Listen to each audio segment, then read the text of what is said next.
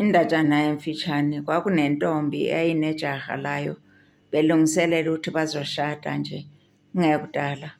Yafika ingilosi kule ntombazana yathi, wentombazana mamela, ngithunyiwe lapha inkosi. Inkosi ifuna ukuthi uyizalele umntwana wayo. Inkosi ifuna wena, ikhethe wena ukuthi uyizalele umntwana wayo. Yaba nokumangala intombazana yathi, kanjani? Kwenzeka kanjani lokho? Ngoba phela mina kaze ngilale le ndoda. Sokumele ngilale nenkosi ukuthi ngiyizalele indodana? Ngeke ukubone lokho. Yasithi le ngilosi, mamela wentombazana, asosicelo leso.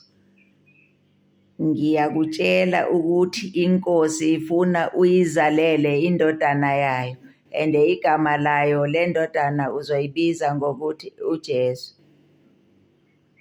Yaba nokwethuka intombazana, yathi intando yakhe mayenziwe, yazithulela. Kungekudala nje le ntombazana yayimithi. Lamangala ijaha lathi, umithiswe ngubani wena? Phela mina kaze ngilale lawe. Intombazana yathi, lokhu engikuthwele okamoya oyingcwele, ngoba lo mfana wayengumuntu okhuliswe kahle.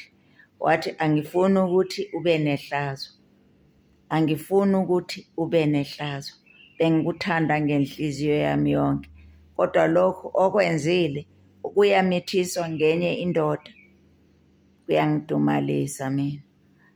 Yathi lele ebusuku yafika ingilosi kule ndoda yathi, wena vuka umamele, lokho okuthwele intombi yakho akusumthwalo wenye indoda, umthwalo wenkosi, kumele ukwamukele. Yathi le ndoda, intando yakho mayenziwe. Kungekudala yayisihelelwa intombi. Kwakuyisikhathi samaholide, zazigcwele zonke izindawo, kungekho lapho ingatetela khona le ntombi. Yayisibona isitebele lapho kuhlala inyamazana, yangena yazihlalela yanethezeka, yateta ingane yayo.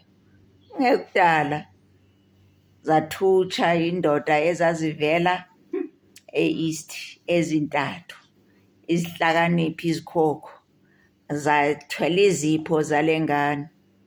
Zazivele e-East not e-West, izihlobo zami ezithandekayo, e-East. Ngithe zazivele e-East, izihlakaniphi izikhokho, lapho ezivela khona, lapha abahlakaniphe khona, lapha aba-wise, lapha bazi zonke izinto, e-East not e-West.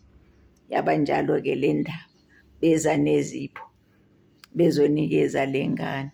Namuhla nje esiyijabulelayo siyicelebrate, igama layo uJesu Kristu waseNazaretha.